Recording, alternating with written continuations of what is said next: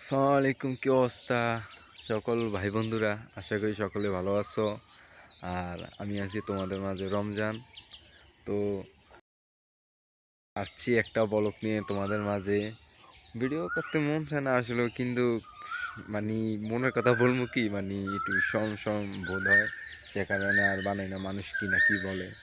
এখন আমি কতদিন ধরে ভাবছি মানে কিছু ভিডিও বা ব্লগ করবো বা শেয়ার করবো তোমাদের মাঝে।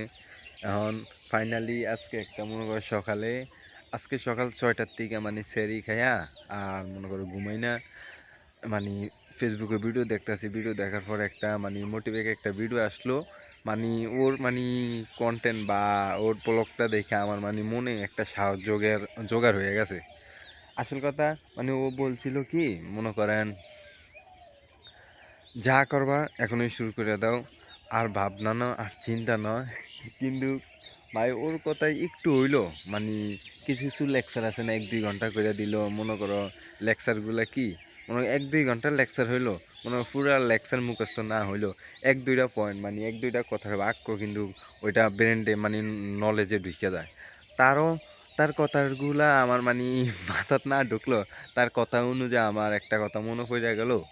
আমি কাম কাজ করি বা ভিডিও বানাই, যেটাই করি, মানুষ হাসাহাসি করক মানে সিসি করক, এটা আমার ম্যাটার না, মানে এটা আমার বিষয় না। আমার বিষয় হলো আমার টাকা ইনকাম করতে হবে।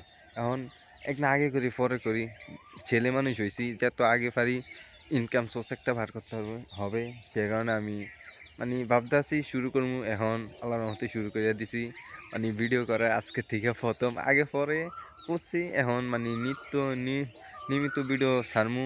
আর আমার জীবন কাহিনী আপনাদের মাঝে শেয়ার করবো। আমার প্রতিদিনের দিনগুলো কীভাবে যায় ওইটা শেয়ার করবো।